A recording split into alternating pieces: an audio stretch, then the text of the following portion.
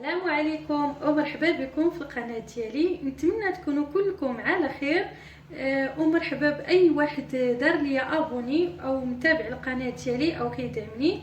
اليوم ان شاء الله كما كتشوفوا معايا غادي ندير معكم وصفات اللي ساهلين، كنوجدوهم في تقريبا 15 دقيقه. كما كنعرفوا بعد الايام كنكونوا مشغولين او عندنا الروتين ديال الدار او ما كنا في الزنقه وهذا، لهذا غادي نشارك معكم وصفات نتمنى ينالوا الاعجاب ديالكم. وما تنساوش قبل ما تفرجوا في الفيديو الضغط على زر الاشتراك صابوني وتفعيل الجرس باش يوصلكم كل جديد ديالي. دابا نبداو على بركه الله. كما كتشوفوا معايا عندي هنايا الدنجال، غادي نديرو به واحد الطريقه اللي كتجي رائعه في الكوكوط. هانتوما معايا وغادي تشوفوا معايا المقادير بالطريقه. دابا كما كتشوفوا معايا عندي هنايا الدنجال ديالي من بعد ما غسلته وقشرت ليه ديك الوريده ديالو الفوقانيه الخضيره، قشرتها بحال هكا. كتشوفوا عندي زيت الزيتون، عندي الكمون، عندي سكنجبير، عندي الخرقوم، عندي الابزار والتحميره والملحه، وهنايا عندي الربيع، هنايا عندي جوج مطيشات صغيورين محكوكين، هنايا عندي 5 ديال الفصوص ديال الثوم محكوكين. وكما كتشوفوا معايا هذا هو الدنجال تاعي. كنحيدوا ليه الطريقه، كنحيدوا ليه هاد اللعيبه اللي كاينه هنايا بحال هكا كنحيدوها وكنديروا ليه بحال هكا كما كتشوفوا معايا حتى كنوصلوا لهنايا باش كيجي مشرمل وكتدخل ليه التشرميله بحال هكا. كما كتشوفوا معايا على هذا الشكل هكا كيجي هكا فيه الحلات. صافي كنستمر هكا حتى كنجي الدنجال ديالي كله بهذه الطريقه. عاد ديك الساعه كندير ليه الشرموله اللي كتجي فيه الجيده لداخل، كنديرو بحال هكا.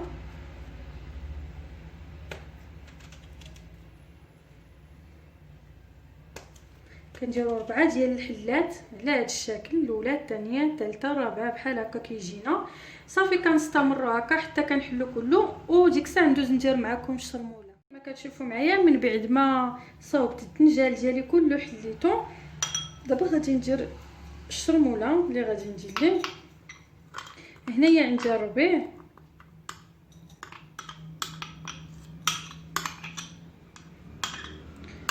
درت قزبور ومعدنوس هنايا مقطعين. غادي نزيد عليهم الثومه اللي عندي،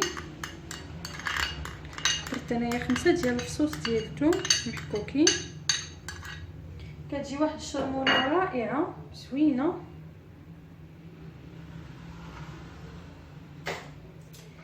دابا غادي ندوز وندير العطريه اللي قدمت معكم. هنايا عندي الملحه، كما تنقول لكم الملح تيبقى على حسب الذوق ديال كل واحد فينا. غادي ندير هنا التحميره او الفلفل الاحمر،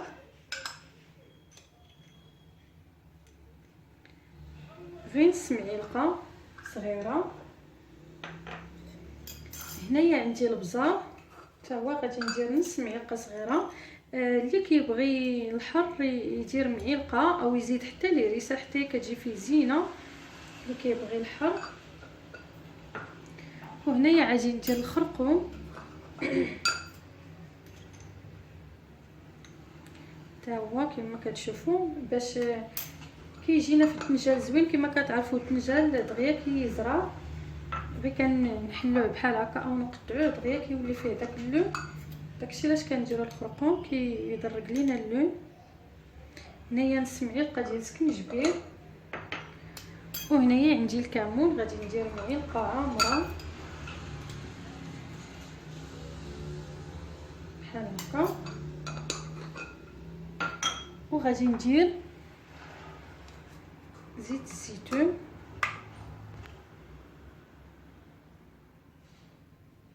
بحال هكا. صافي دابا غادي نحركها. دابا من بعد ما صوبت الشرموله ديالي كما كتشوفوا معايا، دابا غادي نهز هكا الدنجال ونعمروها هكا بالشرموله مزيان حتى نعمر كاع البليصات اللي حليت بحال هكا. كما شفتوا معايا صافي كنستمروا حتى كنديروا ليه هكا كله المهم كله كيتشرمل لينا بهذه الطريقه. كنبقى مستمره هكا حتى كنشرمل الثلجان كله اللي عندي.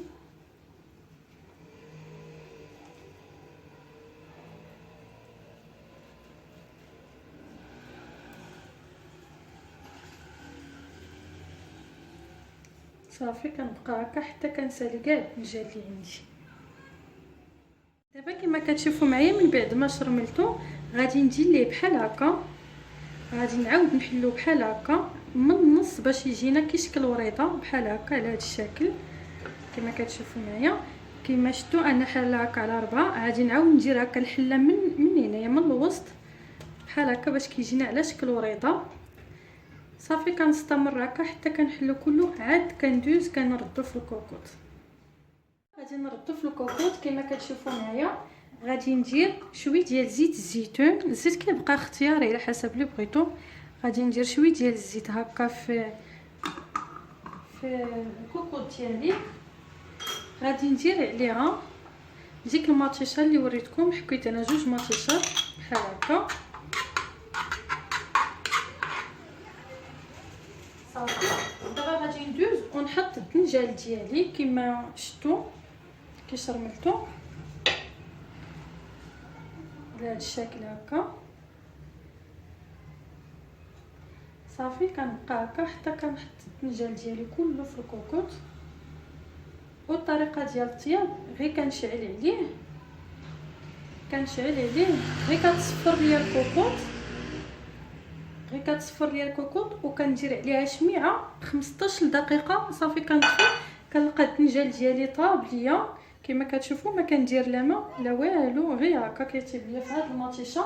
صافي كما كتشوفوا معايا من بعد ما رديت الدنجال ديالي كما قلت لكم غير صفرات ليا الكوكوط. صافي وانا ندير عليه شميعه واحد 15 دقيقه ونحل نطلع عليه.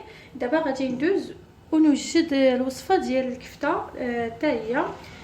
كما كتشوفوا عندي هنايا كفته، هنايا عندي الخرقوم، ابزار والكمون والتحميره، وهنايا عندي الملحه، هنايا عندي الربيع، هنايا عندي بصيله مشلضه، وهنايا عندي بصله هكا كتجي مشنفه. صافي تا هذه الكفته حتى هي غادي نطيبها في الكوكوط كما قلت لكم حتى هي في 15 دقيقه كتوجد. دابا غادي ندوز وندير التتبيله ديال الكفته، عاد ديك الساعات نديرها في الكوكوط. هانتوما غادي تشوفوا معايا الطريقه كما كتشوفوا معايا. غادي ندير البصله، هنايا درت بصيله مشلضه،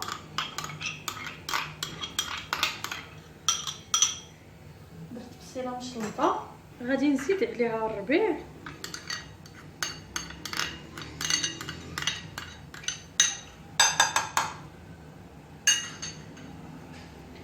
غادي ندير دابا العطريه ديالي. غادي ندير معلقه ديال الكمون،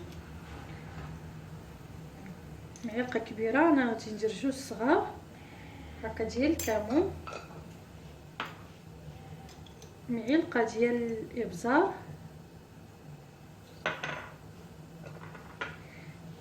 غادي ندير الملحه،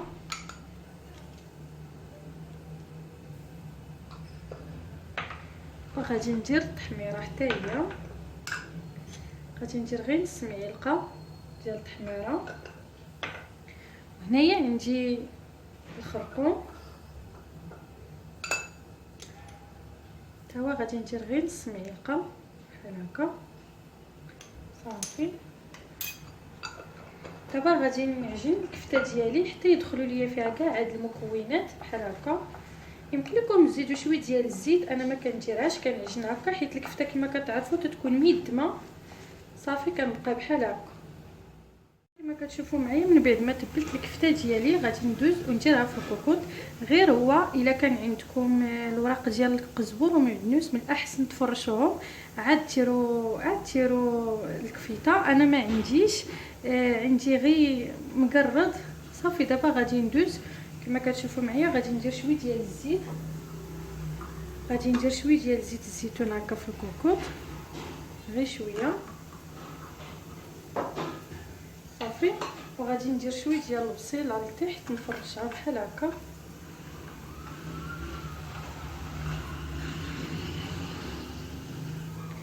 غادي نفرش هكا شويه ديال البصيله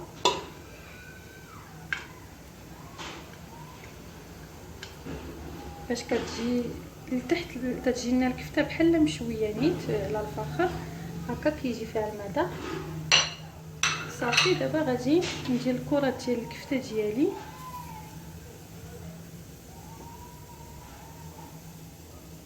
دابا غادي ندير الكفته بحال هكا، يمكن لكم ديروها على الشكل اللي بغيتو، انا غادي نديرها بحال هكا كويرات ونبسطها على هذا الشكل. نتمنى تجربوها، كتجي كفته غزاله كتوجد في دقائق قليله. صافي كنستمر بحال هكا حتى كنصاوب كاع الكفته اللي عندي.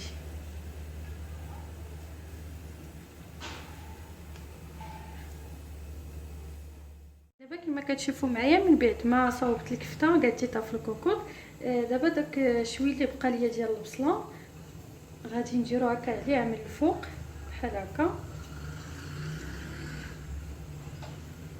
صافي كندير ليه بحال هكا وصافي كما كتشوفوا حتى هي ما كندير فيها لا ما لا والو. كما شفتوا درت الزيت لتحت وفرشت البصله ودرت فوقها الكفته ودرت دابا البصله من الفوق بحال هكا.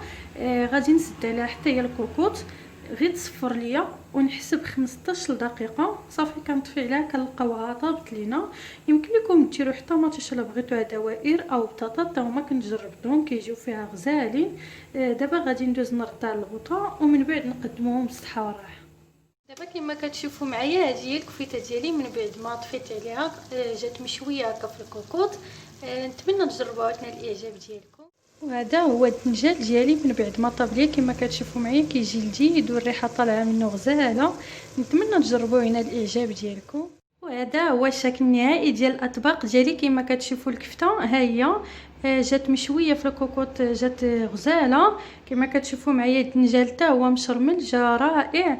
وزدت ليهم شلاضه ديال الروز بالطون والذره. نتمنى تجربوهم وينالوا الاعجاب ديالكم. كما كتشوفوا معايا دغيا كيوجدوا في دقائق قليله. ما تنساوش الضغط على زر الاشتراك صابوني وتفعيل الجرس باش يوصلكم كل جديد ديالي.